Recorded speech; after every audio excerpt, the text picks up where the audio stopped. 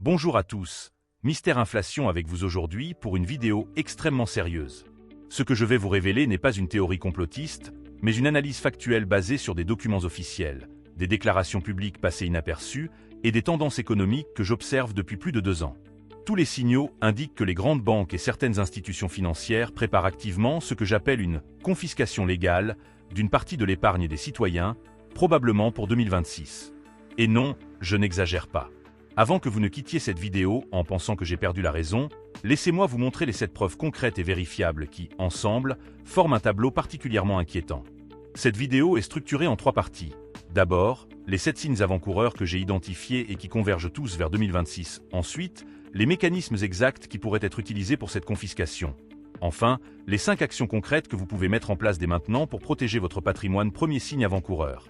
L'accélération brutale du projet d'euro numérique. La BCE a officiellement annoncé vouloir déployer sa monnaie numérique d'ici 2026. Ce que peu de gens ont remarqué, c'est que les documents techniques publiés mentionnent explicitement la possibilité d'appliquer des taux d'intérêt négatifs différenciés, en langage clair. Cela signifie prélever automatiquement de l'argent sur vos comptes numériques. Voici l'extrait exact du document de travail de la BCE, disponible sur leur site officiel mais enfoui dans 300 pages de jargon technique. L'euro numérique permettra l'application de taux d'intérêt variables adaptés aux conditions économiques et aux objectifs de politique monétaire, y compris potentiellement des taux négatifs sur certaines catégories de détention lorsque nécessaire. Deuxième signe, la multiplication des restrictions sur les paiements en espèces.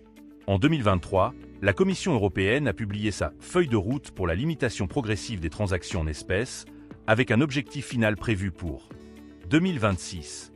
Coïncidence ? L'élimination du cash n'est pas anodine. C'est le seul moyen pour vous d'échapper à une ponction directe sur vos comptes bancaires. Sans cette option, vous deviendrez totalement captif du système financier numérique. Troisième signe, les stress tests bancaires de 2024 incluent pour la première fois un scénario de prélèvement exceptionnel sur les dépôts. La BCE et l'autorité bancaire européenne testent actuellement la résistance des banques face à un scénario où elles devraient appliquer un prélèvement obligatoire sur les dépôts des particuliers. Pourquoi tester un tel scénario s'il n'est pas envisagé sérieusement? Quatrième signe, les déclarations troublantes de plusieurs économistes influents proches des banques centrales.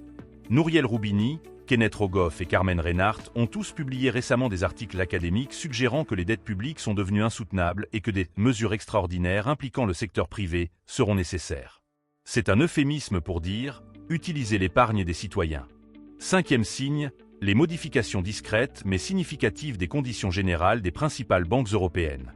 Au cours des 18 derniers mois, 5 des plus grandes banques européennes ont modifié leur CGU pour inclure des clauses leur permettant de geler ou convertir certains avoirs des clients en cas de circonstances économiques exceptionnelles sur simple notification.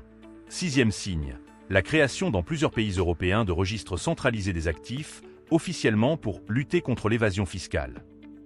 La France, l'Italie et l'Espagne ont déjà mis en place ces systèmes qui permettent de connaître précisément le patrimoine de chaque citoyen. Une information cruciale si vous planifiez un prélèvement ciblé. Septième et dernier signe. L'étude confidentielle commandée par la Commission européenne et révélée par le Financial Times en mars dernier, qui évoque explicitement un ajustement patrimonial ponctuel comme solution à la crise de la dette. Le rapport suggère qu'un prélèvement de 10% sur les patrimoines supérieurs à 100 000 € permettrait de réduire significativement l'endettement public. Individuellement, chacun de ces éléments pourrait sembler anodin. Ensemble, ils dessinent un tableau cohérent et profondément inquiétant. Maintenant, parlons des mécanismes exacts qui pourraient être utilisés pour cette confiscation. Premier mécanisme, l'euro numérique avec taux négatif. Imaginez que chaque euro numérique au-dessus d'un certain seuil, probablement 50 000 €, perd automatiquement 1% de sa valeur chaque mois. Sur un an, c'est plus de 11% de votre épargne qui disparaît sans que vous puissiez y faire quoi que ce soit. Deuxième mécanisme, la contribution exceptionnelle de solidarité. C'est l'approche qui a été utilisée à Chypre en 2013, où les dépôts bancaires au-dessus de 100 000 € ont été amputés de près de 50%. La différence, c'est que cette fois, cela pourrait concerner l'ensemble de l'Europe. Troisième mécanisme, la conversion forcée de dépôts en obligations d'État à long terme. Plutôt que de prendre directement votre argent, on le convertirait en titre de dette publique à 20 ou 30 ans, vous privant de facto de l'accès à votre épargne pendant des décennies. Quatrième mécanisme, une taxe exceptionnelle sur le patrimoine global, incluant tous les actifs immobiliers, actions, obligations, cryptoactifs, etc. Comment se préparer face à ce scénario qui semble tout droit sorti d'un cauchemar financier? Première action, diversifiez vos avoirs hors du système bancaire traditionnel. Je ne parle pas de cacher de l'argent sous votre matelas, mais d'investir dans des actifs tangibles difficiles à confisquer numériquement. Or physique, pièces et petits lingots, terres agricoles productives, biens immobiliers générant des revenus locatifs. Deuxième action, fractionnez vos dépôts bancaires entre plusieurs institutions, idéalement dans différents pays européens. Les précédents historiques montrent que les prélèvements s'appliquent généralement au-delà d'un certain seuil par personne et par institution. Troisième action, constituez progressivement une réserve stratégique de cash, dans les limites légales, bien sûr. Malgré les restrictions croissantes, l'argent liquide reste une protection contre les prélèvements numériques instantanés. Quatrième action, développez des sources de revenus multiples et résilientes. Plus vous dépendez d'un salaire unique versé sur un compte bancaire, plus vous êtes vulnérable à ce type de mesures. Cinquième action, investissez dans des compétences et des réseaux d'entraide qui garderont leur valeur quelles que soient les turbulences financières. L'éducation, la santé, la capacité à produire des biens et services essentiels sont des actifs qui ne peuvent pas être confisqués. Je tiens à préciser que je ne cherche pas à créer de panique.